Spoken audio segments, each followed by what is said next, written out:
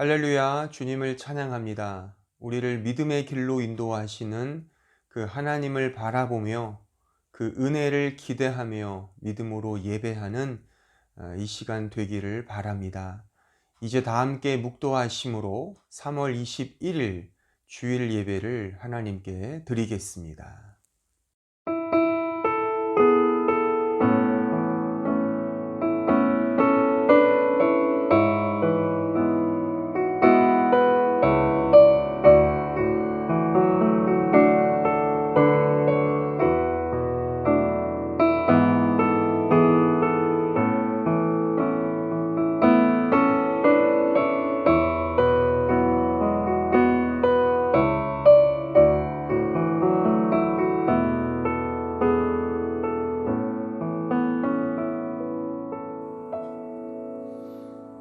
하나님은 영이시니 예배하는 자가 신령과 진리로 예배할지니라. 은혜로우신 아버지 하나님 감사합니다.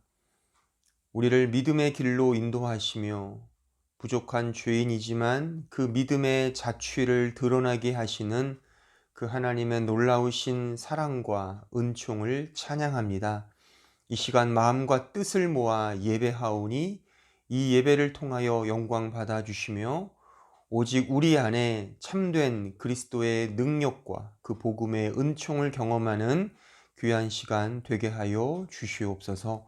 예수 그리스도의 이름으로 기도하옵나이다. 아멘. 다 함께 사도신경으로 우리의 신앙을 고백하겠습니다. 나는 전능하신 아버지 하나님 천지의 창조주를 믿습니다. 나는 그의 유일하신 아들 우리 주 예수 그리스도를 믿습니다. 그는 성령으로 잉태되어 동정녀 마리아에게서 나시고 본디오 빌라도에게 고난을 받아 십자가에 못 박혀 죽으시고 장사된 지 사흘 만에 죽은 자 가운데서 다시 살아나셨으며 하늘에 오르시어 전능하신 아버지 하나님 우편에 앉아 계시다가 거기로부터 살아있는 자와 죽은 자를 심판하러 오십니다. 나는 성령을 믿으며 거룩한 공교회와 성도의 교제와 죄를 용서받는 것과 몸의 부활과 영생을 믿습니다. 아멘. 이제 다 함께 찬송가 385장을 다 함께 찬송하겠습니다.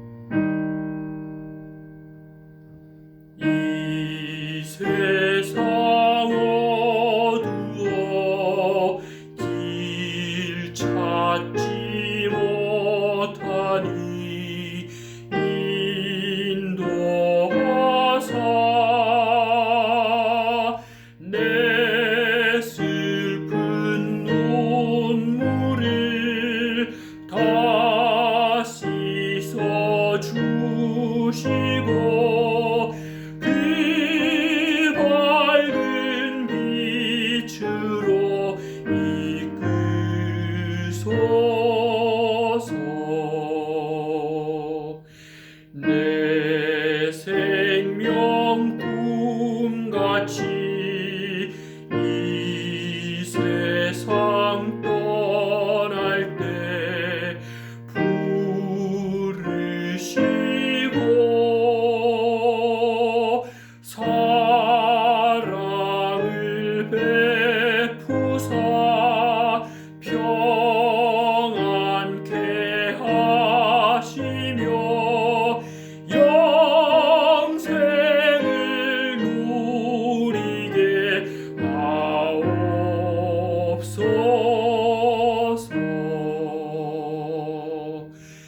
아멘.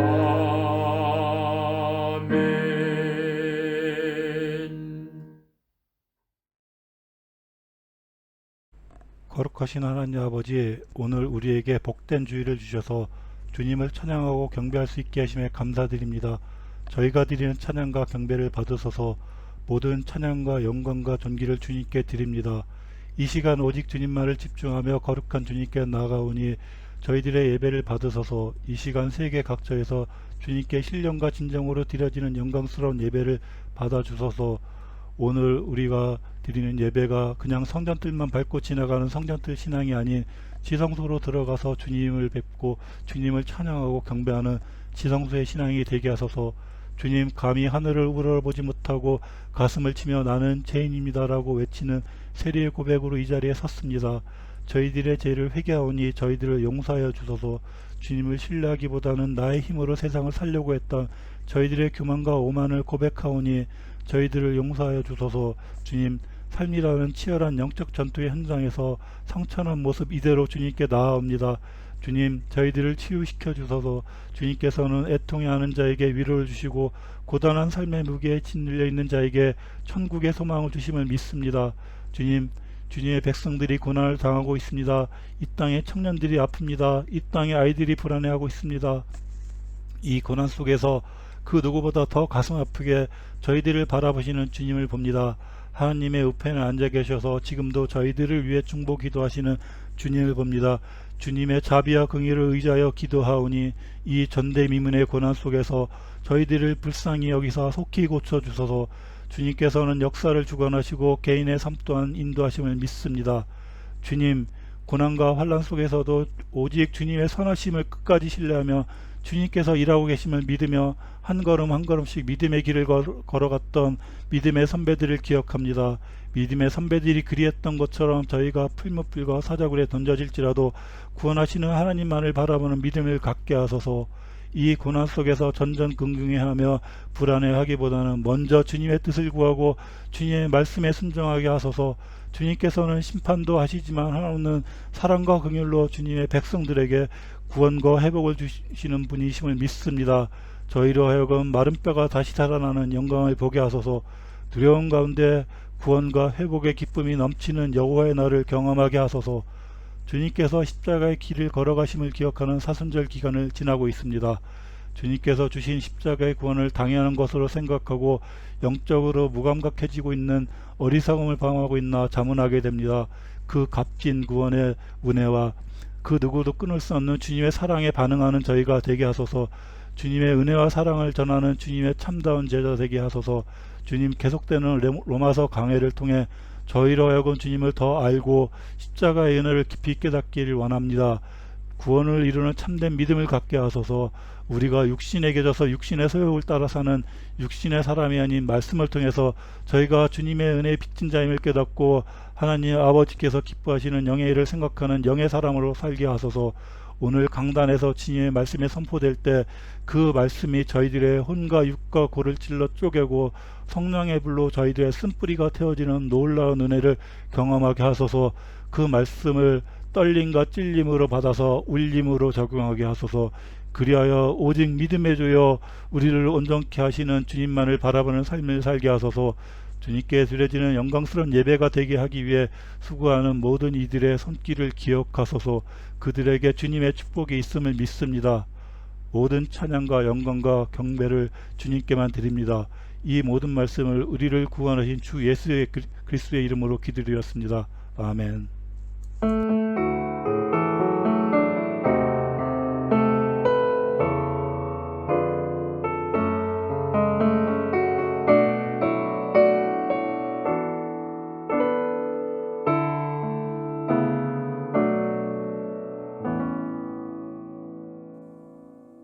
이 시간 준비하신 헌금을 하나님께 드리겠습니다.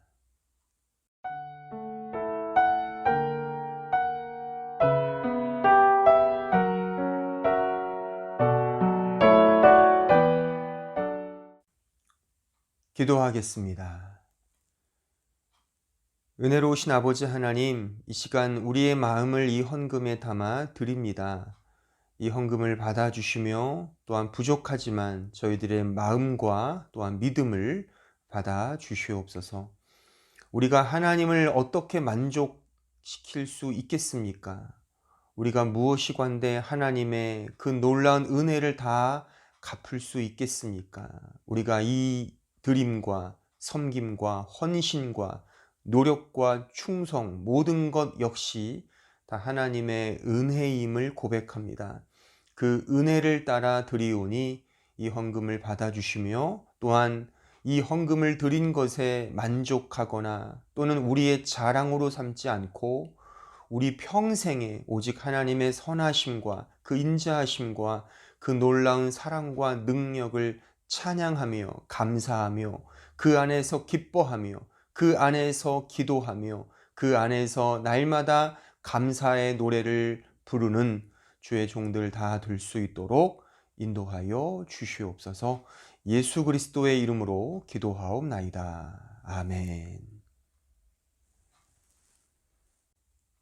오늘 우리에게 주시는 하나님의 말씀을 봉독하겠습니다. 로마서 4장 14절로 17절입니다. 만일 율법에 속한 자들이 상속자이면 믿음은 헛것이 되고 약속은 파기되었느니라. 율법은 진노를 이루게 하나니 율법이 없는 곳에는 범법도 없느니라. 그러므로 상속자가 되는 그것이 은혜에 속하기 위하여 믿음으로 되나니 이는 그 약속을 그 모든 후손에게 굳게 하려 하심이라. 율법에 속한 자에게뿐만 아니라 아브라함의 믿음에 속한 자에게도 그러하니 아브라함은 모든 믿는 사람의 조상이라. 기록된 바 내가 너를 많은 민족의 조상으로 세웠다 하심과 같으니 그가 믿은 바 하나님은 죽은 자를 살리시며 없는 것을 있는 것으로 부르시는 이시니라. 아멘.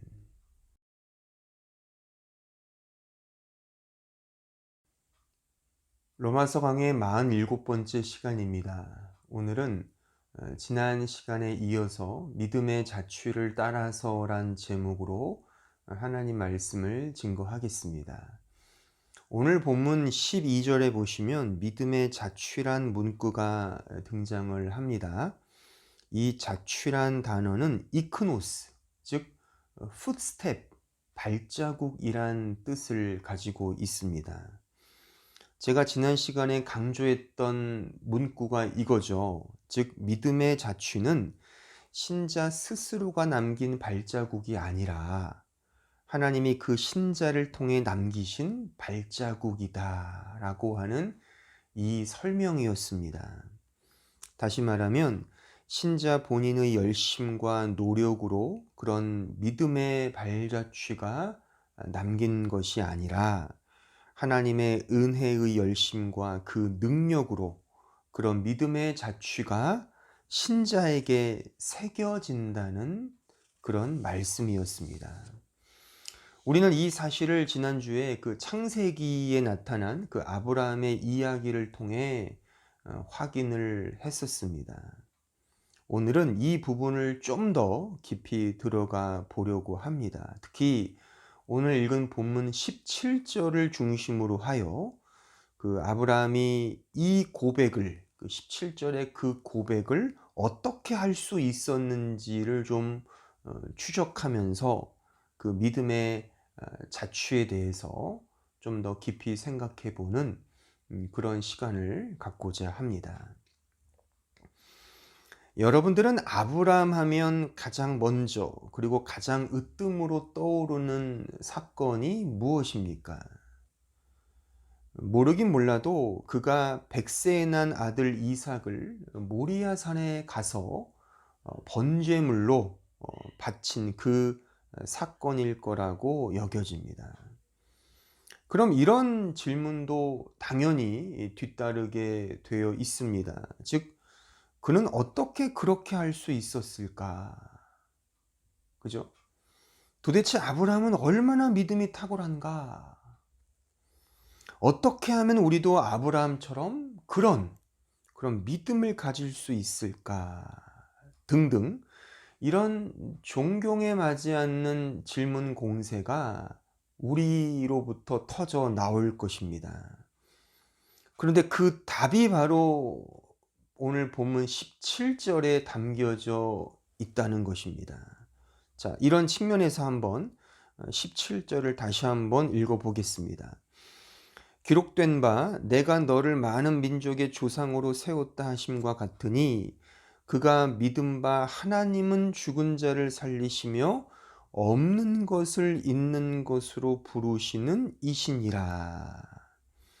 그러니까 이런 믿음이 있었기에 그는 그 아들 이삭을 제물로 바칠 수 있었던 것입니다.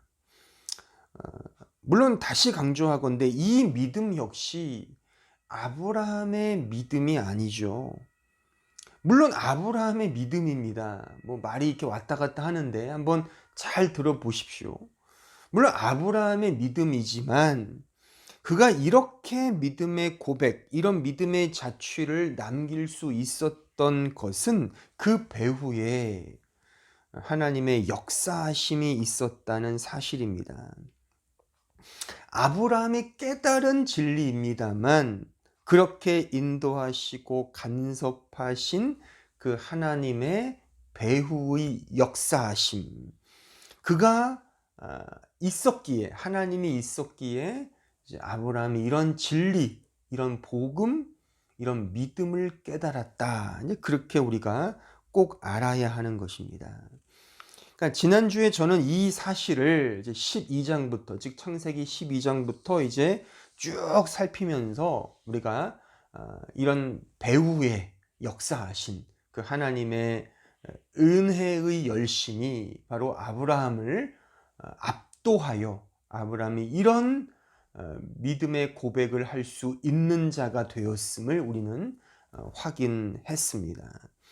한번 간략하게 한번 복습을 좀 해보면, 그러니까 창세기 12장에서 하나님은 아무런 조건 없이 아브라함을 이제 부르시죠. 그래서 복의 근원이 되게 해 주시겠다고 언약을 맺으십니다.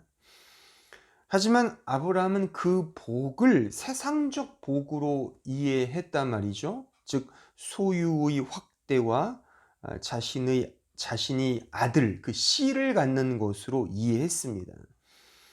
하지만 하나님의 약속은 그게 아니었습니다. 하지만 하나님은 그의 수준에 맞추셔서 그렇게 일단 접고 들어가는 거죠. 그래서 그렇게 이제 알려주시는 겁니다. 그리고 창세기 13장의 후반절에 하나님은 재차 이제 아브라함에게 나타나시어 한층 더 발전된 언약을 그에게 밝혀주십니다. 거기서 제라, 그 씨라고 하는 그 약속을 허락해 주십니다. 물론 그 제라를 아브라함은 분명 자신이 낳는 아들로 생각을 했습니다. 하지만 하나님께서 계획하시고 의도하신 제라는 그런 세상적인 아들이 아니었죠. 그렇죠? 그게 뭐였습니까? 우리가 지난 시간에 확인했듯이 그게 예수 그리스도였죠. 그러니까 복음이었단 말입니다. 그러니까 하나님께서는 이 복음, 예수 그리스도를 통한 그 복을 아브라함에게 주시고자 그렇게 약속을 하셨던 것입니다. 하지만 아브라함은 이 복음, 이 사실을 몰랐습니다. 재차 창세기 15장에서 하나님은 다시 아브라함에게 나타나사 이 제라의 언약을 더 분명히 보여주시고 말씀하십니다. 심지어 끔찍하고 무서운 하지만 분명하고 확실한 세레모니를 보이시죠. 그러니까 제사 예식을 보이십니다. 그것을 통해 그 언약을 한층 더 분명히 하십니다. 하지만 그때까지도 아브라함은 그 언약의 진의를 몰랐습니다. 하지만 하나님은 자신의 은혜로 그에게 믿음을 덧입혀 주십니다. 덧입혀 주시고 그 믿음을 그의 의로 여겨 주십니다. 로기조마이 여겨 주시는 거죠. 또한 그 부족함을 이제 은혜로 덧입혀 주시는 거죠. 믿음으로 덧입혀 주시는 거죠. 이렇게 덮어 주십니다. 에피칼립토 덮어 주시는 겁니다. 로기조마이 그렇게 여겨 주시는 게 은혜인 것이죠. 하지만 여전히 아브라함은 그 진리를 깨닫지 못합니다. 믿지도 않습니다. 다 지난 시간에 확인했던 내용들입니다. 기억이 안 나시걸랑 다시 들어보시기를 권해드립니다. 여전히 아브라함은 이 껍데기에만 이제 급급하는 거죠. 세상적 복과 번영에만 이제 기대하고 있었던 것입니다. 그 제라, 그 씨가 메시아, 그 예수 그리스도라고 하는 사실은 깨닫지 못하는 거죠. 알 길이 없는 거죠. 그냥 내가 낳는 자식, 내가 가진 이 소유, 이 재산의 증식, 증대, 번영 이렇게만 생각을 했던 것입니다. 창세기 17장에 와서 하나님은 더 분명히 말씀하시죠. 하지만 아브라함은 이때 죽은 몸을 갖고 있습니다. 자식을 낳을 수 없는 거죠. 이때 나이가 이제 거의 99세가 됐으니까요. 이제 뭐 자식을 낳을 수 없는 죽은 몸이 되었고 아내인 사라 역시 마찬가지였습니다. 하지만 하나님은 계속해서 말씀하십니다. 아니다, 내가 씨를 낳을 것이다. 아니 이미 죽은 몸인데 어떻게 내가 아들을 볼 수 있지? 그렇게 의문을 던질 수밖에 없죠. 근데 하나님은 이름까지 지어주시죠. 이삭이라고 이름을 지어라. 그 사실 말도 안 되는 얘기죠. 무슨 뭐 귀신 신하라 까먹는 소리도 아니고요. 이거 어떻게 믿을 수 있겠습니까? 아주 엉뚱하고 쓸데없는 그런 소리인 것입니다. 왜냐하면 이미 아브라함은 죽은 몸이거든요. 그러니까 자식을 생산해낼 수 있는 그 생식 능력이 끝났습니다. 아내 사라 역시 마찬가지였고요. 그럼에도 불구하고 하나님은 내가 아들을 낳을 것이다. 제라, 씨를 낳을 것이다. 그러니 할례를 행하라. 이렇게 또 명을 하십니다. 할례, 그러니까 생식기를 절단하는 것이죠. 지금으로 말하면 포경 수술과 비슷한 그런 할례 예식을 치르라고 하는 것입니다. 완전 얼토당토하는 그런 말씀만 하시는 겁니다. 그래서 아브라함은 비웃습니다. 웃습니다. 아니 이 죽은 몸에 또한 이 죽은 생식기에 절단을 하라고? 이게 무슨 이런 말이 어딨어? 라고 아마 이 가소롭게 아마 웃었을 것입니다. 하지만 마지못해 하나님의 명이시니 아브라함은 할례를 행합니다. 그때 그의 나이 99살이었던 것이죠. 그런데 바로 그 이후에 아주 신비롭고 놀라운 일이 일어나고 맙니다. 즉 하나님께서 그에게 제라, 아들을 주시는 겁니다. 자신의 죽은 몸에서 진짜 씨가 나온 겁니다. 진짜 씨가 나온 겁니다. 죽은 몸에서 말이죠.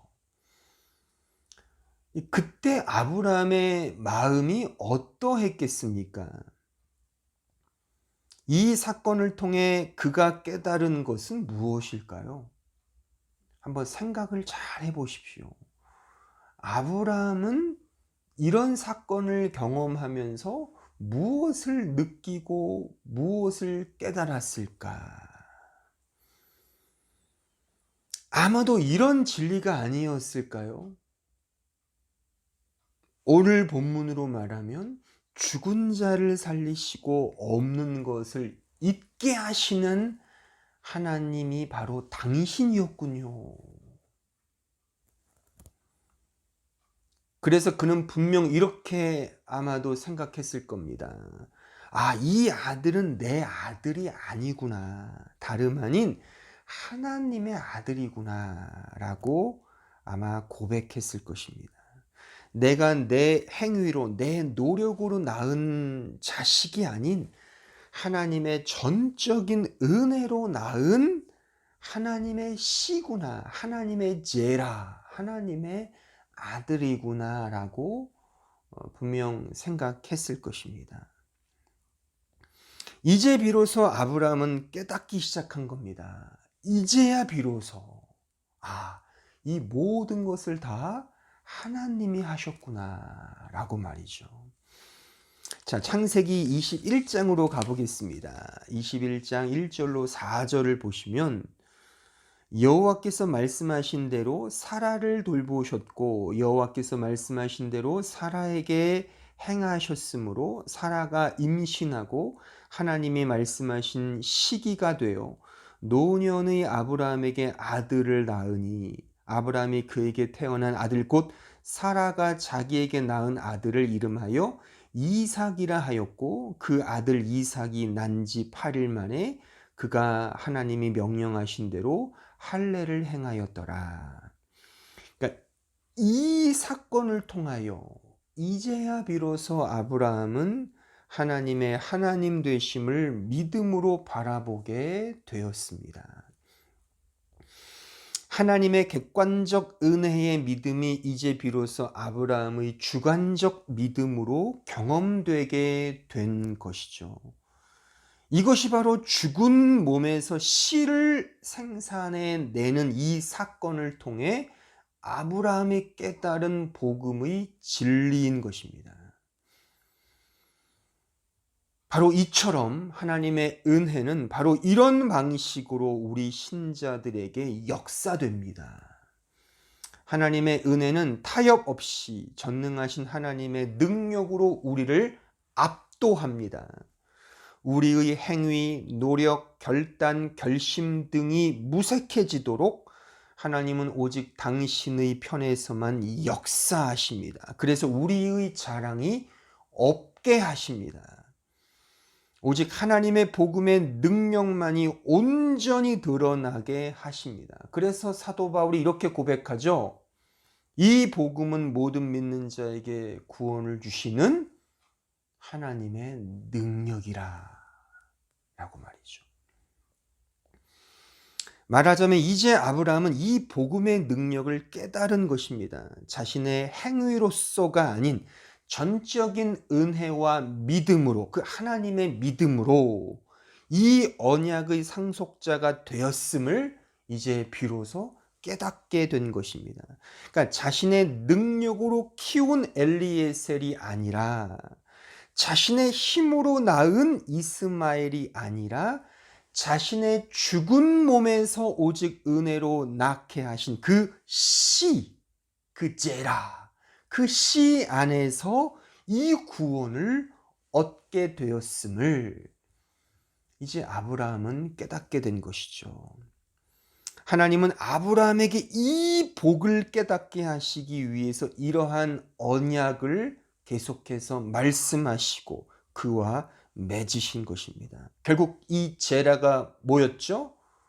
이 제라, 이 씨, 이 스페르마, 이 씨, 이 자손은 결국 예수 그리스도였죠. 그러니까 이 예수가 복의 근원이고 이 복을 알게 해주시기 위하여 아브라함을 죽도록 놔두신 거란 말입니다. 그러니까 아브라함이 죽은 이후에, 그의 몸이 죽은 이후에 그 모든 자신의 힘으로 할 수 있는, 자신의 힘으로 생산해낼 수 있는, 자신의 능력으로 키울 수 있는 그 모든 것들이 배제되고 삭제된 이후에 하나님께서 그의 몸을 통해 이 씨, 제라, 예수 그리스도를 낳게 하셨다는 겁니다. 말하자면 이것을 깨달으면서 그는 이제야 비로소 진짜 하나님이 다 하셨구나. 진짜 이 하나님은 죽은 자를 살리시고 없는 것을 있게 만드시는 그런 하나님이구나라고 인식하게 되었다는 것이죠. 이런 인식을 근거로 하여 이런 고백을 하게 되는 겁니다. 그러니까 이 복음의 이 제라, 이 예수의 복음을 깨닫고 난 이후에 이제 아브라함에게는 어떤 새로운 인식의 변화가 찾아옵니다. 자, 그 변화가 무엇이냐면 창세기 21장 30절로 34절을 보십시오. 아브라함이 이르되 너는 내 손에서 이 암양 새끼 7을 받아 내가 이 우물판 증거를 삼으라 하고 두 사람이 거기서 서로 맹세하였으므로 그곳을 부엘세바라 이름하였더라. 그들이 부엘세바에서 언약을 세우매 아비멜렉과 그 군대 장관 비골은 떠나 블레셋 사람의 땅으로 돌아갔고 아브라함은 부엘세바에 에셀 나무를 심고 거기서 영원하신 여호와의 이름을 불렀으며 그가 블레셋 사람의 땅에서 여러 날을 지냈더라. 자, 이 말씀의 이야기는 이제 아브라함과 그랄 왕 아비멜렉 간의 언약을 체결하는 그런 장면의 말씀이에요. 그러니까는 이삭을 낳은 이후죠, 그렇죠?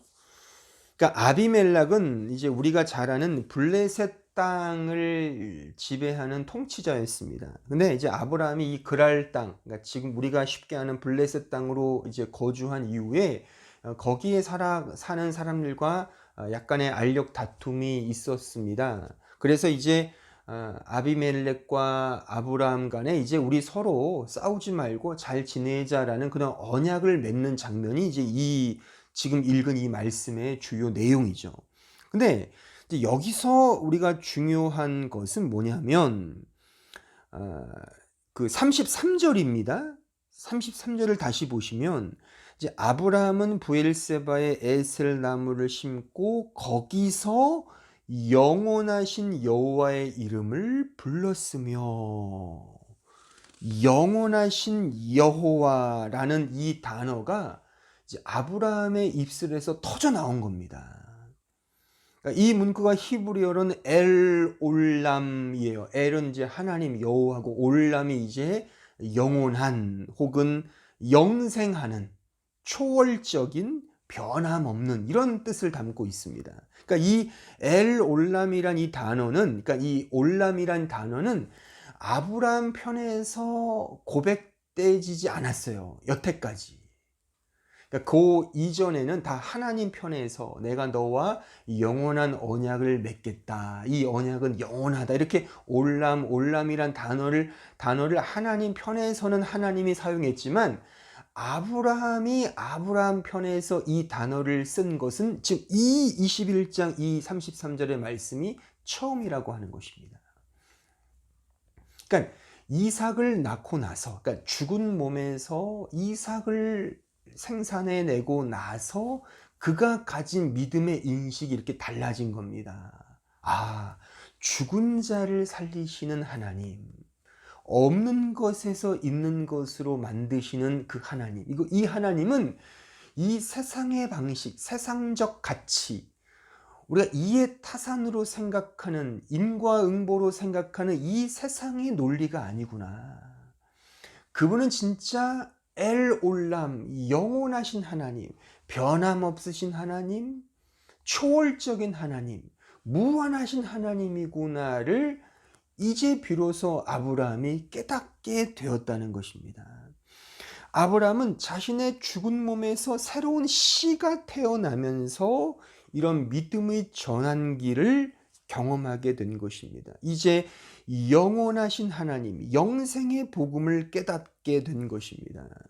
말하자면 오늘 본문 17절, 하나님은 죽은 자를 살리시며 없는 것을 있는 것으로 부르시는 여호와 하나님이다라고 하는 이 고백, 이 고백을 이제 아브라함은 죽은 몸에서 이 이삭, 이 제라를 생산해 내면서, 그러니까 그 생산의 냄을 경험하면서 그가 비로소 이 믿음의 세계로 이제 나아가게 되었다라고 볼 수가 있습니다.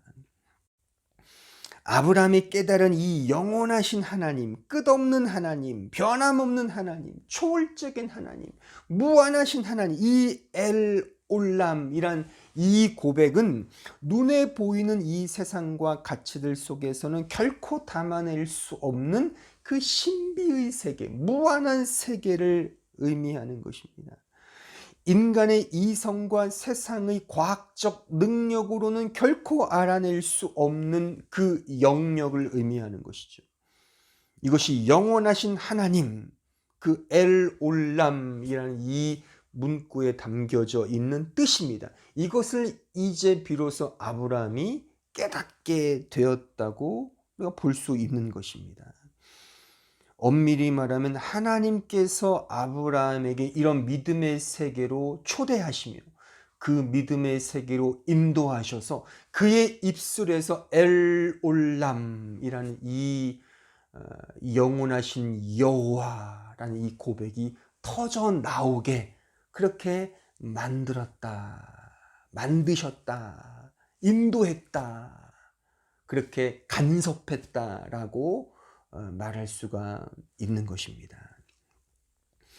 이것은 분명 거듭남의 은혜입니다. 거듭남의 은혜. 성령 하나님께서 우리 마음에 이 복음의 빛을 비추시사 깨닫게 하시는, 그래서 눈을 들어 영원한 하나님의 나라를 보게 하는 그 거듭남의 은혜라고 말할 수가 있는 것입니다. 그러니까 지금 아브라함은 이 21장에 와서야 비로소 이 영원하신 이 하나님의 나라, 하나님의 복음, 이 영원한 하나님의 이 개념, 이 믿음의 내용을, 이 은혜를 이제 깨닫게 된 것입니다.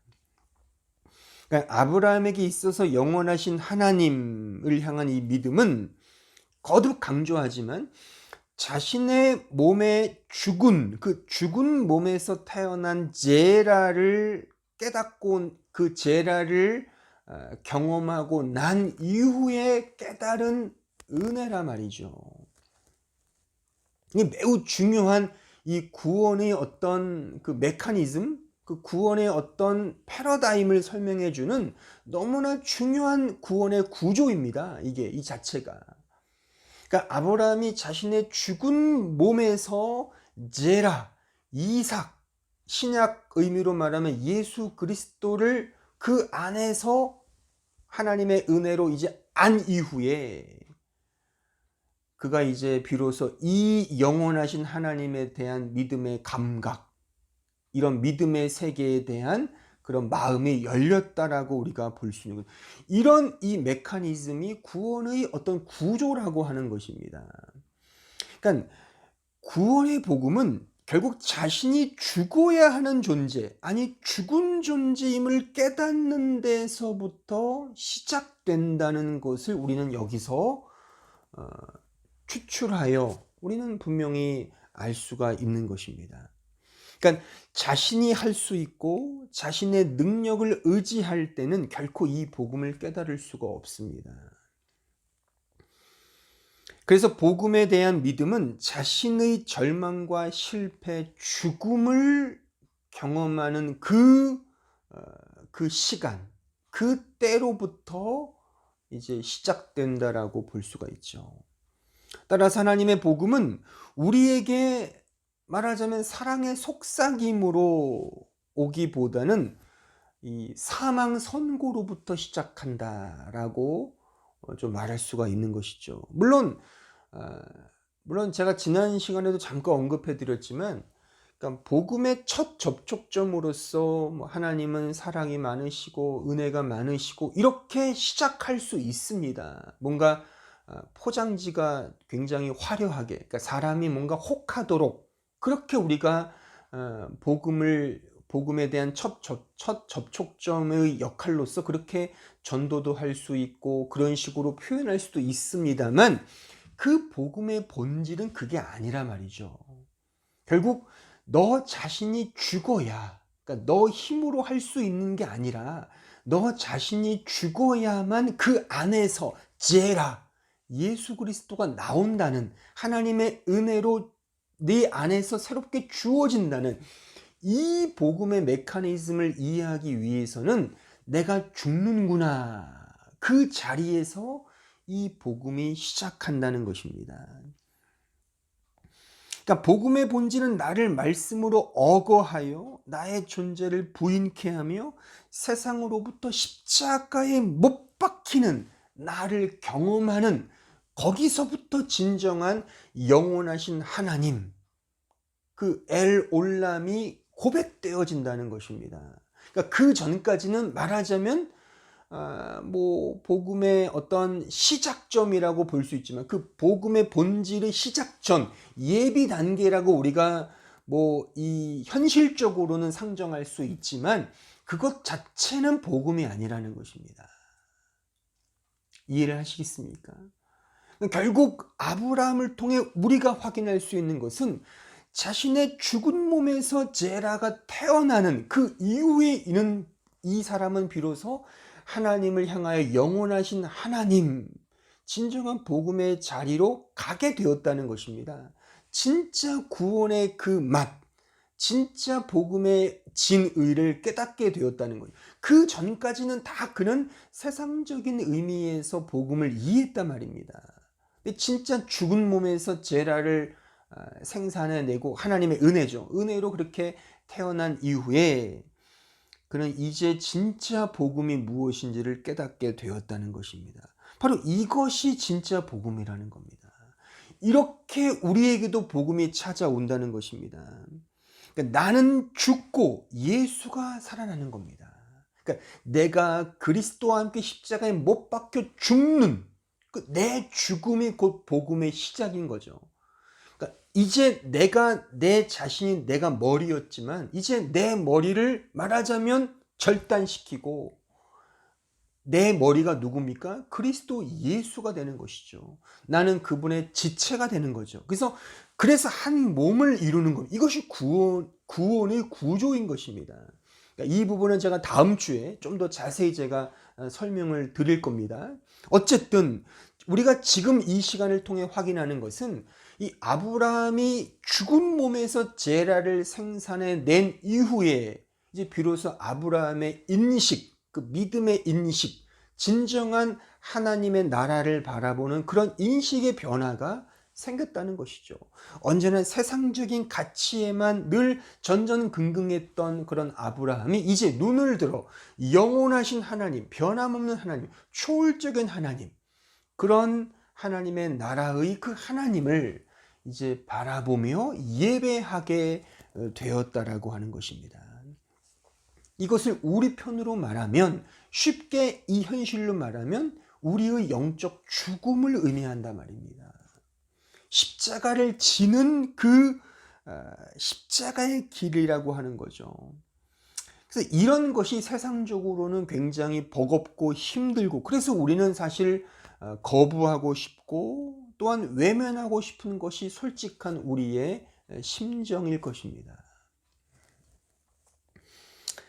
이러한 믿음을 경험한 아브라함은 이제 비로소 자신의 아들 이삭을 하나님께 바치게 되는 것이죠. 그 장면이 바로 22장, 창세기 22장에 등장하고 있는 것입니다. 우리 그 말씀을 좀 찾아보겠습니다. 창세기 22장 1절로 2절의 말씀입니다. 그 일 후에 하나님이 아브라함을 시험하시려고 그를 부르시되 아브라함아 하시니 그가 이르되 내가 여기 있나이다.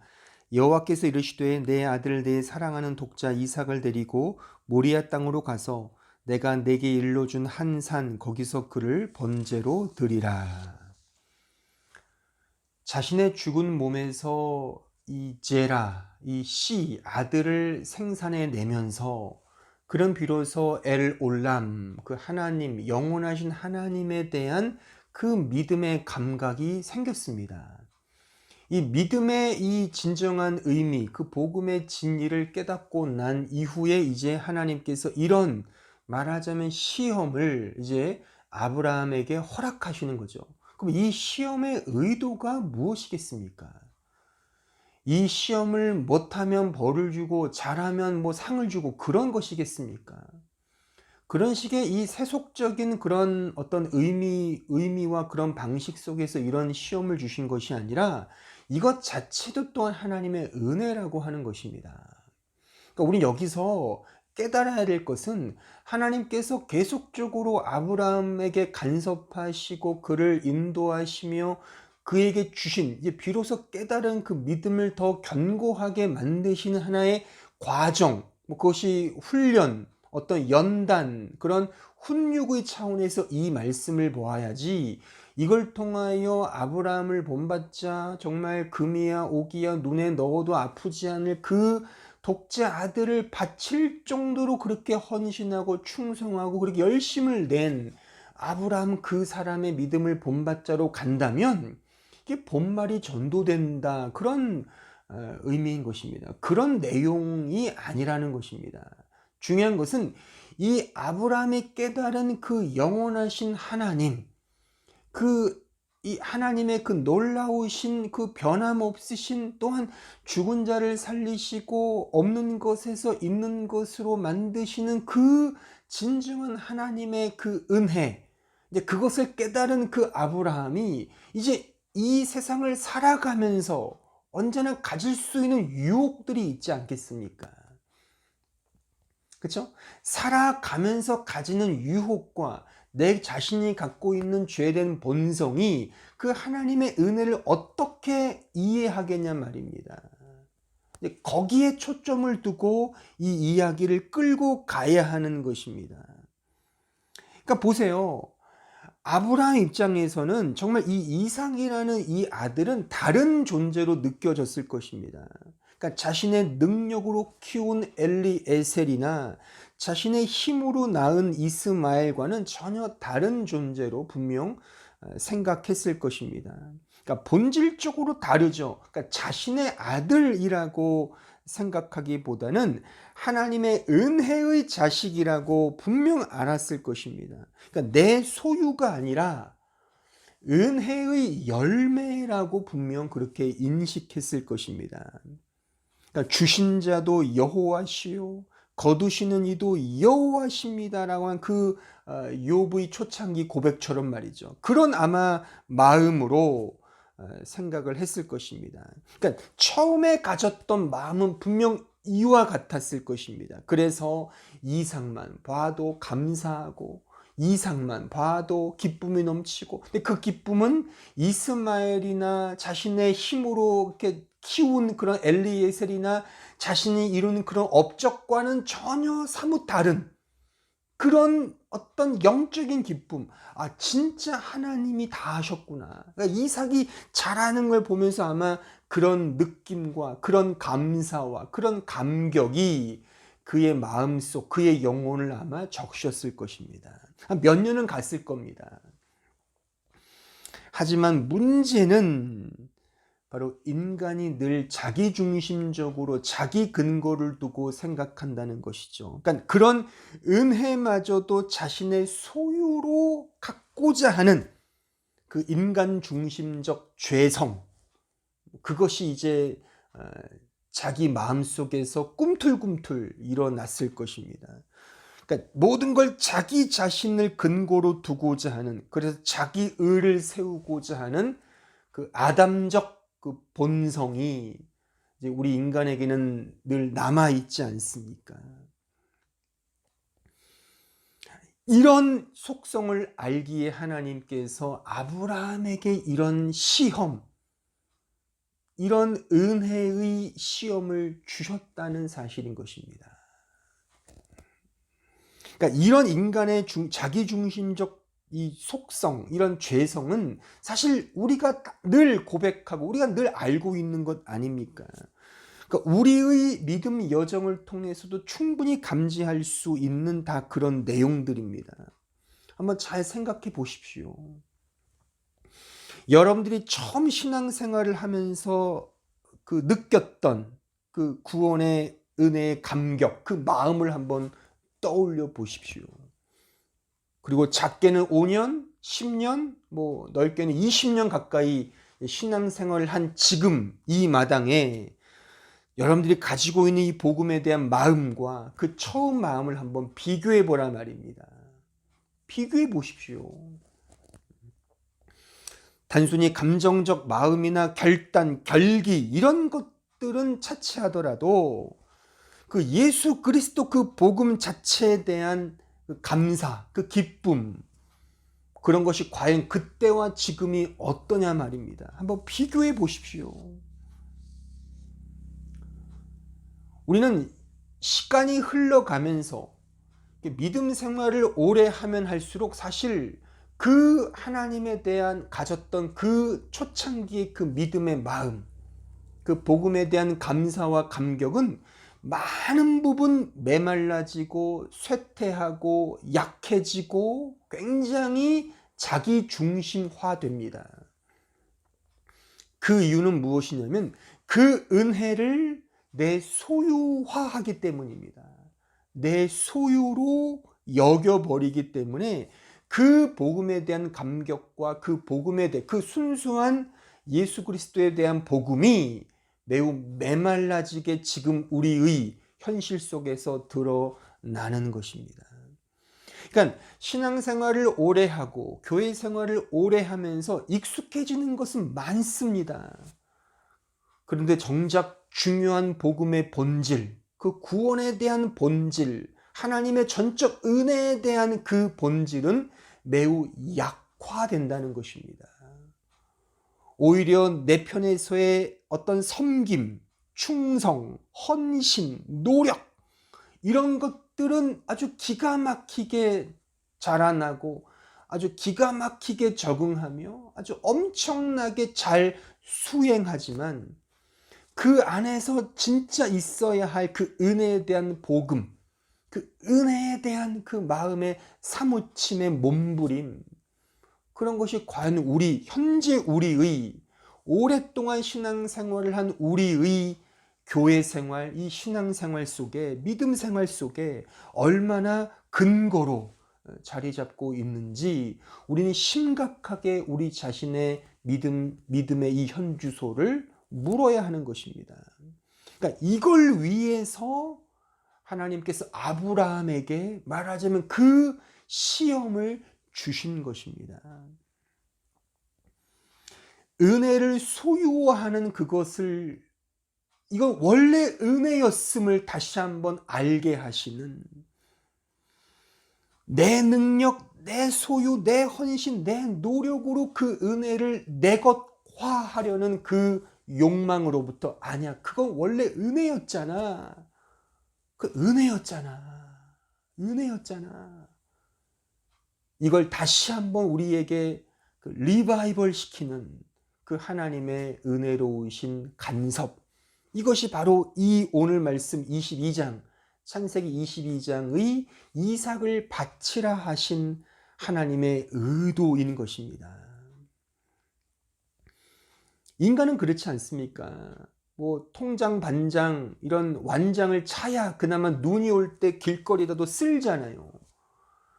어떤 나에게 주어지는 어떤 것이 없으면 인간은 안 합니다. 그러니까 우리가 처음 그 복음의 은혜를 경험했을 때는 그 은혜의 감격이 있어요. 물론 그것이 감정적이나 이런 결기나 결단 이런 것만 얘기하는 게 아닙니다.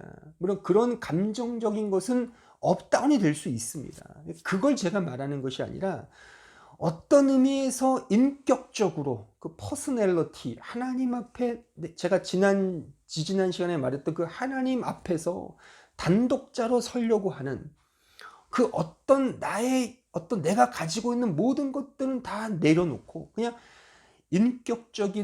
인격적으로 하나님 앞에 서려는 그런 순수한 그런 마음, 그런 것보다 신앙생활, 교회 생활, 이 생활이 길어지면 길어질수록 좀 타이틀이 늘어나면 늘어날수록 내 자신을 하나님 앞에 이런 퍼스널리티하게 서기보다는 그 비즈니스 라이크라고 하잖아요. 그런 업무와 사무적 어떤 일로서 이 신앙생활과 교회 생활을 생각한단 말입니다. 그러니까 신앙생활이 일로 되는 거죠. 예배 드리는 것도 일로 생각하고, 교회 생활도 일로 생각하고, 직분도 일로 생각하죠. 그렇잖아요. 일로 생각하는 게 아니란 말이에요. 그러니까 일로 생각하니까 이 일을 하면 상처를 받는 거죠. 그렇잖아요. 이것을 어떤 비즈니스 라이크로 생각하니까 이 일을 하면서 하나님의 그 빚진 자의 마음으로 감격하여 감사하며 기쁨으로 하는 것이 아니라, 일로 생각하니까 이 일을 하면서 똑같잖아요. 세상 일을 하면 상처받고 뭐 이런 여러 가지 일들을 겪듯이 똑같잖아요. 교회도 그렇게 생각을 하는 거죠. 비즈니스로. 다 이 하나님의 은혜와 이 복음을 소유화한 겁니다. 내 소유화한 것. 그러니까 익숙하게 만드는 거죠. 물론 익숙해지는 건 좋은 겁니다. 어떤 의미에서. 그 익숙함이 이 힌트를 잘못 이게 옮기면 이게 내 거가 돼버리는 거죠. 다 내 거. 그죠? 하나님의 은혜도 내 거. 하나님의 말씀도 내 거. 내가 소유하니까. 내가 안다는 거잖아요. 이 말씀이 나를 어거하고 나를 이끌고 나를 더 겸손하게 하나님을 따라가는 주의 제자로 만드는 것이 아니라, 내가 말씀을 많이 알아 이런 거잖아요. 내가 이런 일을 잘해. 나 이렇게 설교도 잘하고 찬양도 잘 부르고 교회 일도 열심히 잘하고, 이게 내 중심적으로 이 하나님의 이 은혜의 일들을 인간적 일로 둔갑시킨다는 거죠. 그렇게 될 수 있는 가능성이 매우 농후합니다. 은혜를 자기 소유로 이해하는 이런 비즈니스 라이크, 복음을 자신의 능력으로 이해하는 비즈니스 라이크, 이렇게 생각하는 거죠. 퍼스널리티하게 하나님 앞에 한 단독자로 그 개인의 실존으로 정직하게 내 발에 신을 벗고 하나님 앞에 서는 것이 아니라, 내가 가진 어떤 타이틀, 능력, 실력, 나의 어떤 연수, 이런 뭐 짠밥 이런 걸로 이제 교회 생활, 신앙 생활, 대인 관계, 교인과의 관계를 그렇게 맺어 간다면 그건 말하자면 우상이 되는 겁니다. 그게 우상인 겁니다. 그게. 그런 은혜들이 내 안에서 내 소유화되어 고착화되어 형식화되면 그것이 우상이란 말입니다. 우상. 다른 게 우상이 아니에요. 그게 우상입니다. 그 우상을 찍어버려야 된단 말입니다.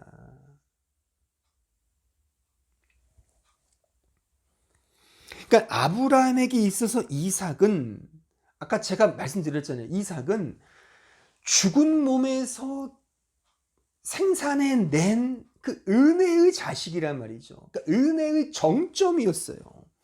그 아들을 볼 때마다 자신의 어리석음을 깨달았겠죠. 아, 하나님이 이런 제라를 주시려고 하는 건데 나는 그것도 모르고, 뭐 내가 내 힘으로 낳으려고, 내 힘으로 뭔가 하려고 했던 것이 막 생각났겠죠. 그러니까 너무나 내 자신의 어리석음을 돌아보게 하며, 그러니까 내 자신의 죄를, 죄인됨을 깨닫게 하며, 오히려 이런 죄를 에피칼립토 이렇게 덮어주시고 로기조마의 은혜로 여겨주시는 그 하나님의 은혜를 풍성히 하면 느꼈을 겁니다. 이삭을 볼 때마다.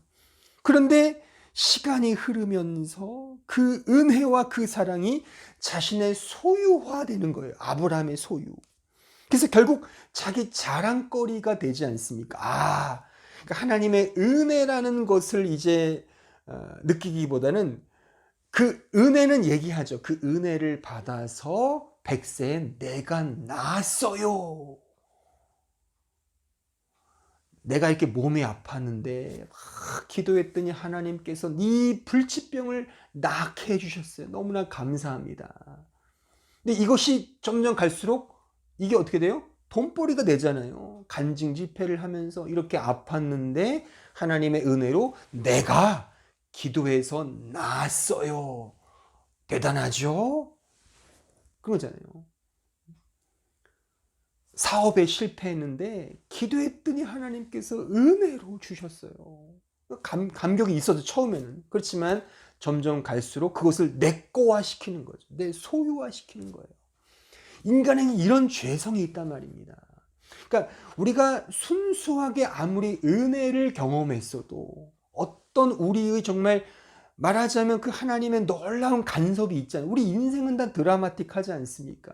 그 놀라운 하나님의 간섭의 내용들이 있어요. 근데 이것을 그 처음에는 하나님의 은혜로 알아요. 그 십자가의 은혜, 감격이 있지만 인간이 살면 살수록 그것을 내 거화 시키려고 한단 말입니다. 그래서 간증도 하면서 뭔가 나눌 때도 그렇게 쓱쓱 자기의 자랑들을 얘기하면서 으쓱해지는 거죠. 어깨가 올라가는 거죠. 누가 또 대접해 주죠. 뭐 아무개 당신은 정말 대단한 은혜를 받은 것 같아요. 그러니까 으쓱해지면서 내 소유화가 되는 거예요. 그 놀라운 하나님의 전적인 100%의 은혜가 내 소유화가 되면서 조금씩 그 은혜가, 하나님 은혜가 내 자랑으로 이제 변해간단 말입니다. 나 이런 거 경험했어. 나 하나님의 이러이러한 능력, 은혜 경험했어 라고 말이죠. 그 뉘앙스 속에는 분명히 자기 자랑이 독버섯처럼 자라고 있단 말입니다. 좀 말하기가 쉽지 않지만 저는 이 시대에 회자되는 대부분의 간증들이 다 자기 자랑이라고 생각을 합니다. 그래서 원래 우리 개혁교회 전통에 있어서는 간증이라는 것은 본인이 알고 있는, 본인이 하나님 앞에 아까 말했던 엘올람, 그 영원하신 하나님을 자기 스스로 고백하며 감사하는 것으로 이해해야지, 그것을 가지고 막 누구 앞에서 이야기하고 책을 쓰고 이런 것들은 사실 좋은 그런 본보기는 본보기라고 말할 수는 없습니다. 왜냐하면 제가 그 자체를 제가 이렇게 부정하거나 이렇게 부인하는 건 아니고, 그런 것이 가질 수 있는 이 악영향, 그런 부작용이 더 크다는 것을 제가 우려하여 제가 말씀을 드리는 겁니다. 굉장히 큽니다. 그걸 위해서 하나님께서 또 이렇게 아브라함에게 이런 시험을 허락하신단 말입니다. 그러니까 하나님께서 이 은혜를 다시금 그 은혜로 알게 하시기 위하여 아브라함에게 내가 준 은혜가 내가 준 거 아니야. 내가 너에게 준 제라잖아. 그게 전적인 은혜잖아. 네가 잘해서 낳은 거 아니잖아. 근데 왜 자꾸만 또 너가 가지려고 그래. 내가 준 건데. 그런 의도와 그런 계획 속에 그 은혜로 다시 알게 하시기 위하여 아브라함에게 그런 시험을 주셨다는 겁니다. 그러니까 분명 아브라함은 처음에는 갈등했을 겁니다. 번민했을 겁니다. 하지만 그 처음 은혜를 다시 떠올려 봤을 거예요. 그러니까 직면한 그 시험과 이 상황 속에서 다시금 그 처음 99세 때, 100세 때 그 과정들을 쭉 생각하면서, 그렇지, 이삭은 은혜였지. 내가 은혜로 여기까지 왔는데 내가 다시 획 돌았구나. 그래, 하나님께 드려야지. 하나님은 죽은 자를 살리시고 없는 곳에서 있는 것으로 만드시는 분인데 내가 내 거화 하려고 했구나. 그래, 하나님 것이니 하나님께 드리자라고 그런 믿음으로 드렸단 말입니다. 그러니까 이 시험은 단순히 하나님께서 심술궂은 목리를 부리시거나 생트집을 잡으시거나 고집스러운 질투심을 드러내는 말씀이 아니라 아브라함으로 하여금 그 복음에 대한 처음 사랑을 다시금 깨닫게 하시는 하나님의, 말하자면 어떤 이 은혜로우신 채찍, 그 훈련 과정이라고 말할 수가 있는 거예요. 그 처음 사랑, 그 처음 은혜를 회복해 하시는 하나님의 은혜로우신 손길인 것입니다. 우리 이 처음 사랑하면 떠오르는 그 이야기가 있죠. 그 에베소 교회, 그죠? 자, 요한계시록 2장 1절로 5절 말씀을 보십시오. 에베소 교회의 사자에게 편지하라. 오른손에 있는 7별을 붙잡고 7 금촛대 사이를 거니시는 이가 이르시되 내가 내 행위와 수고와 내 인내를 알고 또 악한 자들을 용납하지 아니한 것과 자칭 사도라 하되 아닌 자들을 시험하여 그의 거짓된 것을 내가 드러낸 것과 또 내가 참고 내 이름을 위하여 견디고 게으르지 아니한 것을 아노라. 그러나 너를 책망할 것이 있나니 너의 처음 사랑을 버렸느니라. 그러므로 어디서 떨어졌는지를 생각하고 회개하여 처음 행위를 가지라. 만일 그리하지 아니하고 회개하지 아니하면 내가 내게 가서 내 촛대를 그 자리에서 옮기리라.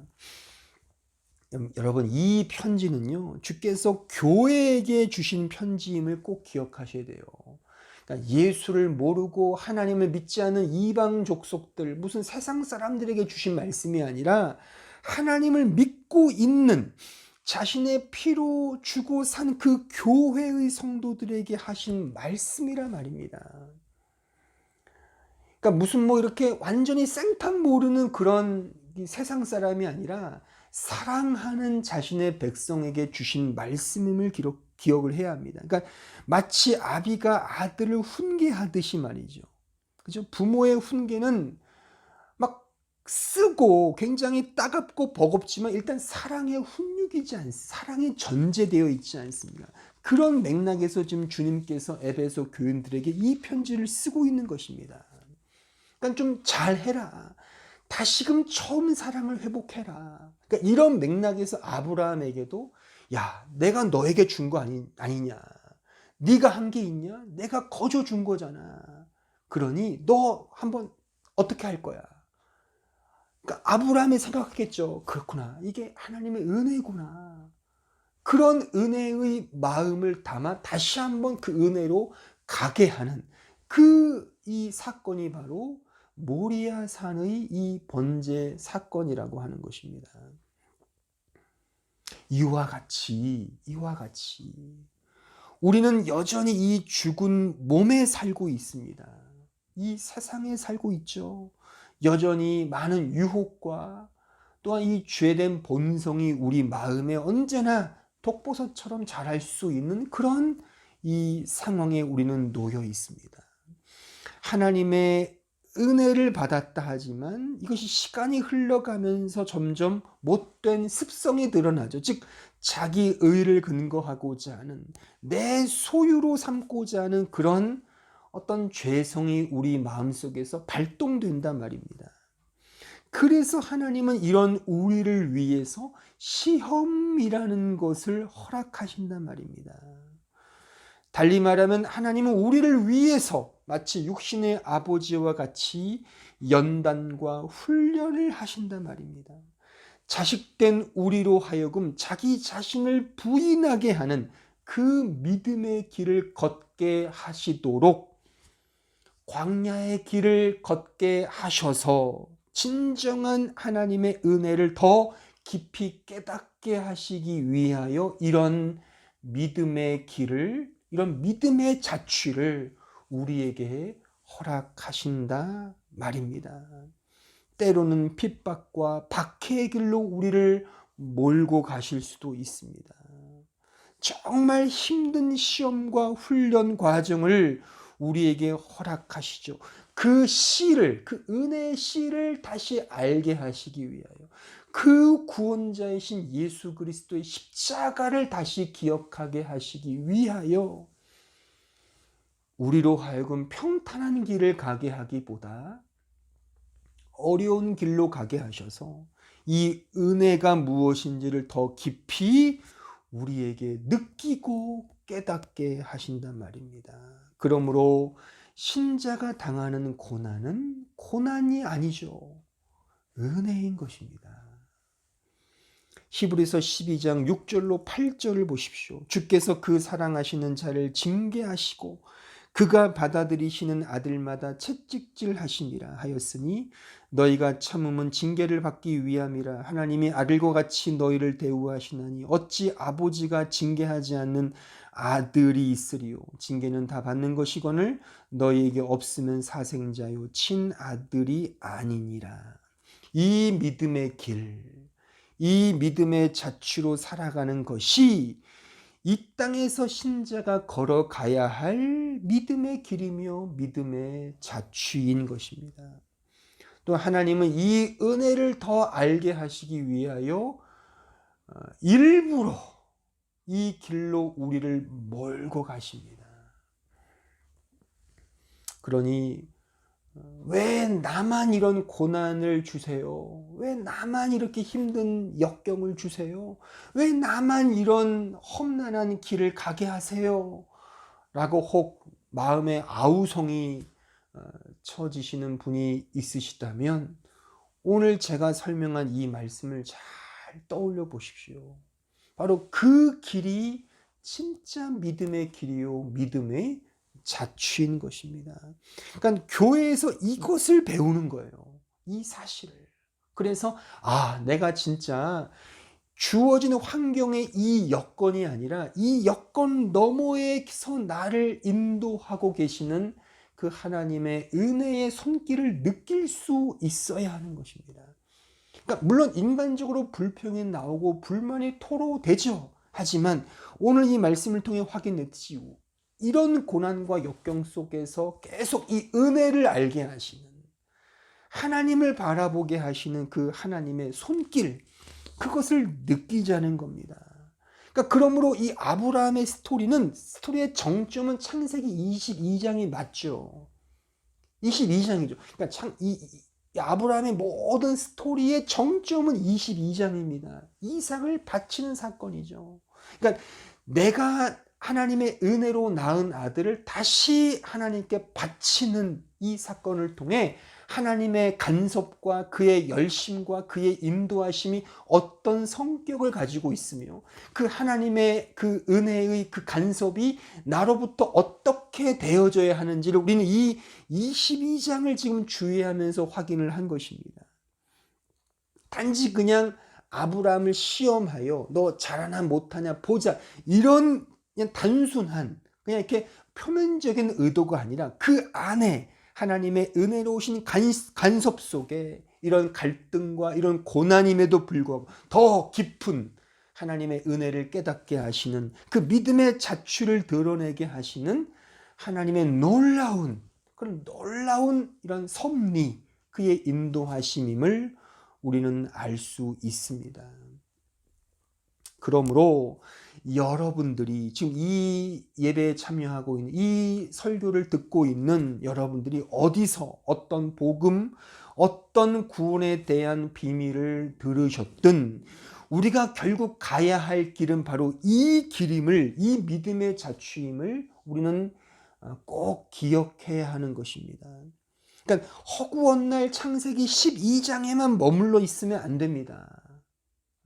창세기 12장, 아브라함의 예로 든다면 창세기 12장, 13장 하반절, 15장, 17장 거기만 머물러 있으면 안 돼요. 21장, 22장으로 가야 합니다. 그러니까 하나님은 우리를 그렇게 인도하실 겁니다. 이렇게 우리에게 맞추셔서 이렇게 하나하나 가르쳐서 때로는 선생으로, 때로는 부모로, 때로는 우리의 냉엄한 교사로, 우리의 훈련 교관으로서 계속 이렇게 맞추셔서 하나하나 역사하실 겁니다. 그러니까 우리 편의 중요한 각오와 결심은 12장에 머물러선 안 된다. 계속 가야 한다는 것입니다. 우리의 믿음의 생활이 계속 이렇게 가야지. 계속 하나님의 은혜를 은혜로서 알아야지. 계속 세속적인 복, 세속적인 번영에만 머물러 있는 창세기 12장이라면 그것은 복음이 아닙니다. 내 죽은 몸에서 이삭 그 예수 그리스도가 나오는 그 어마어마한 경험을 해야 되는 것이고 그러기 위해서는 내가 죽어야죠. 또 하나님이 나를 죽게 하실 겁니다. 그러니까 보세요. 하나님께서 계속 기다리시잖아요. 그가 죽을 때까지 기다리시잖아요. 그렇죠? 그가 쌩쌩할 때 자기 힘으로 할 수 있을 때는 안 주십니다. 줘도 깨닫지 못하니까. 그러니까 죽은 몸에서 태어난 이삭을 또한 자기 소유로 생각할 수 있는 인간인데 하나님은 내 힘으로 할 수 있는 가운데 뭘 주시면 그걸 어떻게 인간이 받아들일까요? 하나님의 은혜라고 생각할까요? 내 힘으로 한다고 생각을 하죠. 그래서 하나님 우리를 죽도록 놔두신단 말입니다. 그래서 하나님 우리에게 응답을 안 주시는지도 몰라요. 우리가 원하는 것을 아무리 기도해도 하나님은 안 주시죠. 내 원하는 뜻대로 하나님은 인도하시지 않습니다. 왜요? 그냥 죽게 놔두시는 거예요. 또 죽어야지만 진짜 하나님을 붙들 수 있으니까. 거기서부터 이제 새로운 은혜가 시작된다는 말입니다. 이 믿음의 자취로 가야 하는 겁니다. 어디서 어떤 복음과 어떤 구원을 들었든 이게 성경이 말하는 우리가 드러내야 할 믿음의 자취이며, 하나님께서 우리를 통해 우리 안에 새기실 그 믿음의 자취가 바로 이 내용이라고 하는 사실을 꼭 기억하십시오. 다른 것은 없어요. 다른 복음은 없습니다. 다른 구원은 없어요. 이 길을 걸어가는 거예요. 이 길 속에 참된 기쁨과 자유를 누리는 것입니다. 이런 의미에서 제가 지난 시간 마지막에 우리 모두 죽었다고 복창하자라고 제가 말씀드린 거예요. 그러니까 이 길이 세상적으로 좋습니까? 이 길이 세상적으로 화려한 길이냐고요? 그렇지 않잖아요. 그러니까 죽었다고 복창하고 이 은혜를 따라 하나님의 주신 바 그 은혜를 따라 하나님께 드리며 나는 한 거 없습니다. 이런 마음으로 한 걸음 한 걸음 살아가야 한단 말입니다. 그런데 안타까운 것은 현대 교인들, 현대 교회는 언제나 창세기 12장에만 머물러 있다는 사실인 것입니다. 이것이 너무나 안타까운 현실인 거죠.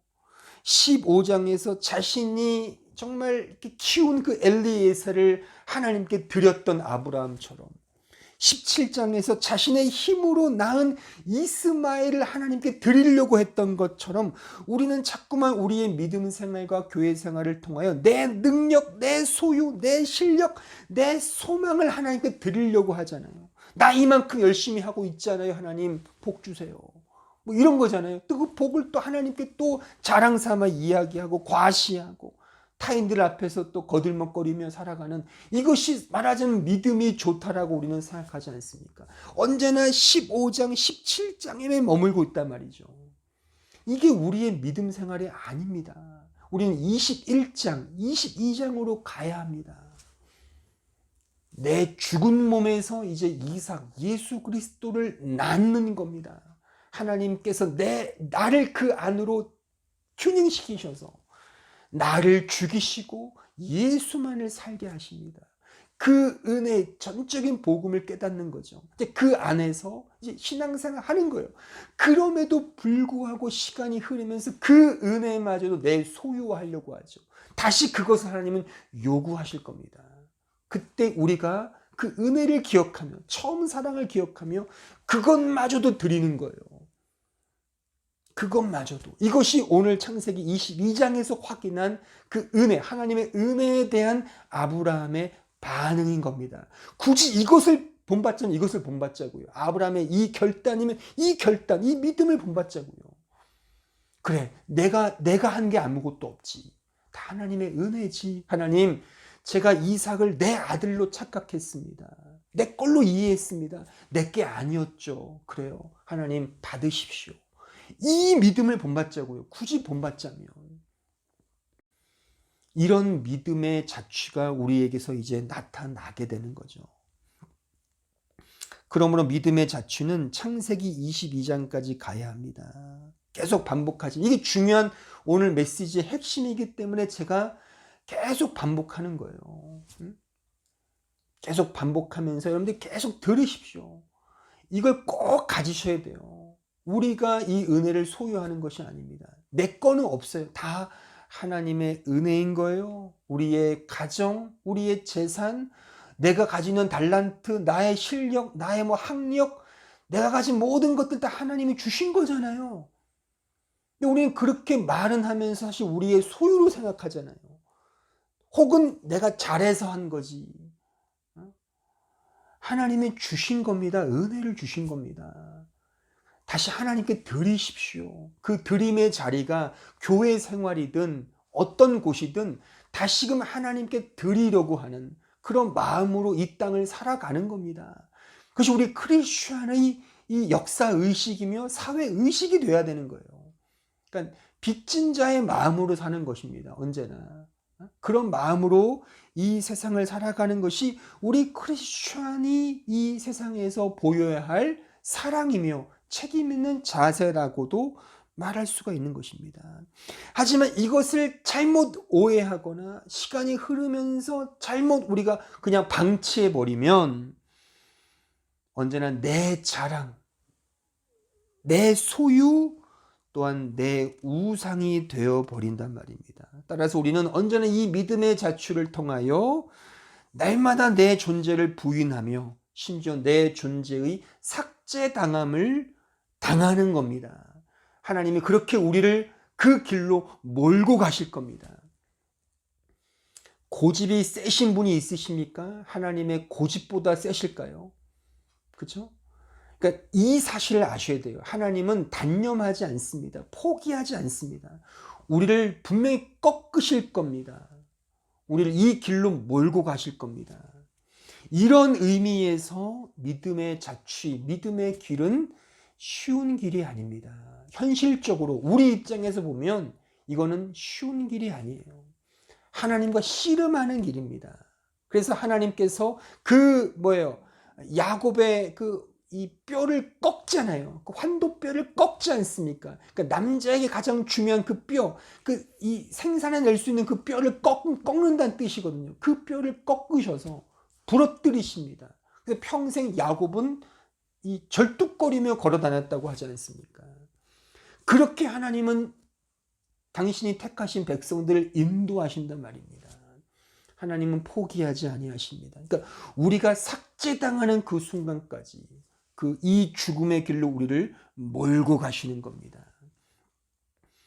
이것을 시편의 기자는 이렇게 우리에게 시적으로 혹은 매우 엄중한 단어를 쓰면서 우리에게 비유적으로 말을 하고 있죠.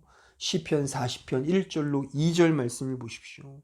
내가 여호와를 기다리고 기다렸더니 귀를 기울이사 나의 부르짖음을 들으셨도다. 나를 기가 막힐 웅덩이와 수렁에서 끌어올리시고 내 발을 반석 위에 두사 내 걸음을 견고하게 하셨도다.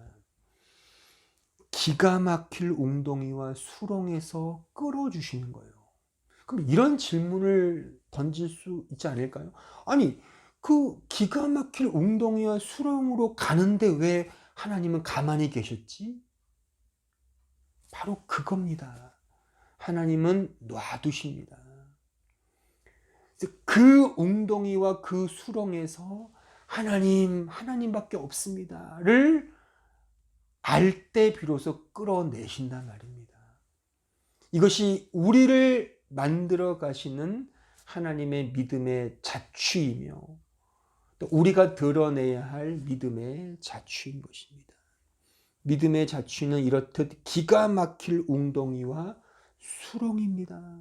아무것도 바라볼 수 없는, 그래서 오직 하나님만 바라보게 되는 그 자리가 구원의 복음의 그 자리이며 믿음이 믿음되는 자리인 것입니다. 그 죽음을 경험하는 것이 믿음의 자취인 것입니다. 어렵죠. 내용이 어렵다기보다는 이 진리를 받기가 어렵죠. 그렇죠? 오늘 설교가 어렵습니까? 쉽죠. 하지만 이 진리를 내가 받아들이기가 어렵죠. 왜요? 우리는 다 이런 죽음의 길, 이 기가 막힐 웅덩이와 수렁을 회피하고 싶지, 이 안에 가고 싶지는 않기 때문인 겁니다. 하지만 오늘 이 말씀을 통하여 제가 정직하게 말씀을 드린다면 우리에게 다 이 기가 막힐 웅덩이와 수렁이 있을 겁니다. 지금 이 수렁에 아마 있는 분도 있으실 겁니다. 그렇다면 오늘 이 설교가 위로가 되기를 바랍니다.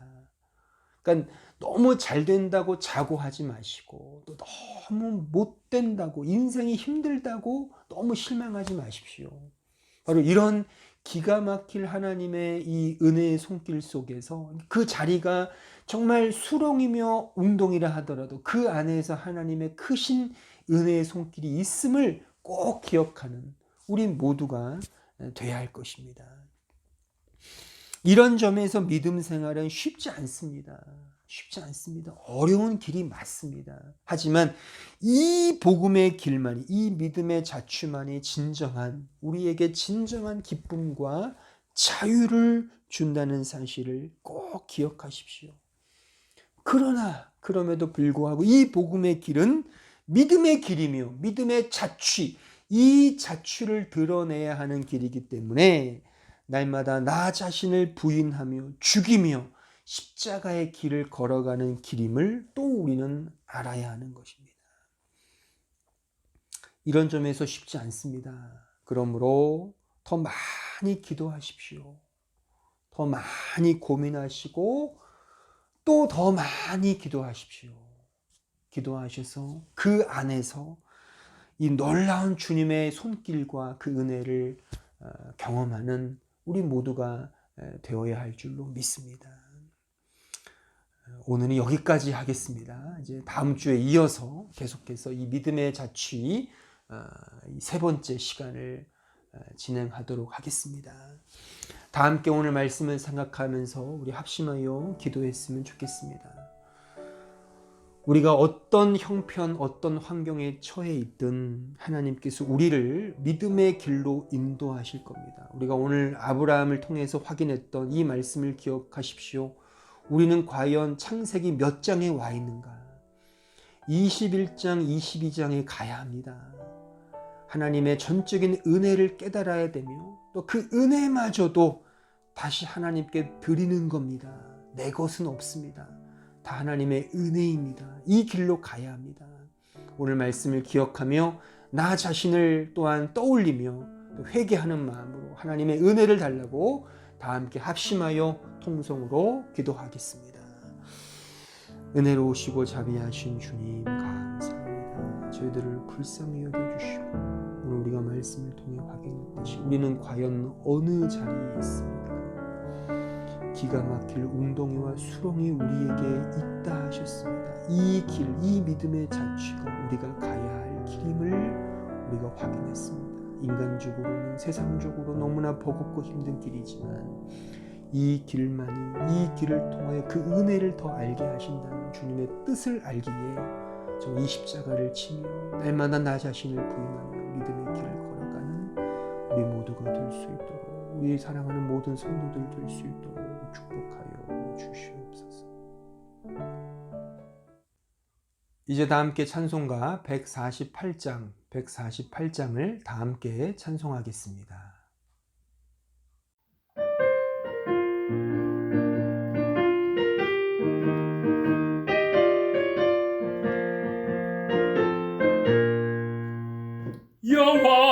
영화로운 주 예수의 십자가를 생각하면 세상 보기 모든 영화 분통한도 못하도다. 오 갈보리, 오 갈보리, 주 예수 나를 십자가에 못 박히신 보배로우신 나의 주 구주께서 죽으실 때 성전 휘장 찢어지어 구원의 길 여심으로 천국 기쁨 주셨도다. 오 갈보리, 오 갈보리, 주 예수 나를 위하여 십자가에 못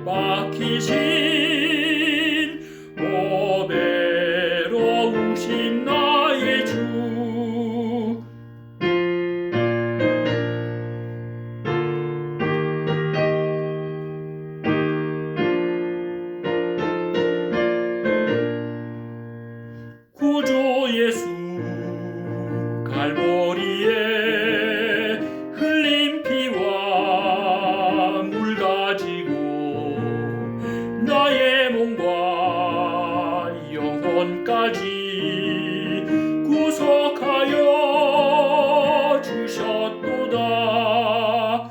오 갈보리, 오 갈보리, 주 예수 나를 위하여 십자가에 못 박히신 보배로우신 나의 주 구주 예수 나를 위해 십자가에 죽었으니 그 사랑에 감격하여 이 몸 주께 드립니다. 오 갈보리, 오 갈보리, 주 예수 나를 위하여 십자가에 못 박히신 보배로우신 나의 주. 기도하겠습니다. 우리 구주 예수 그리스도의 은혜와 아버지 하나님의 그 크신 사랑과 성령 하나님의 교통하심이 믿음의 자취를 따라 하나님의 은혜를 더 알고 더 깊이 누리기를 소원하는 주의 백성들 머리 위에 이제로부터 영원토록 함께 있을지어다. 아멘.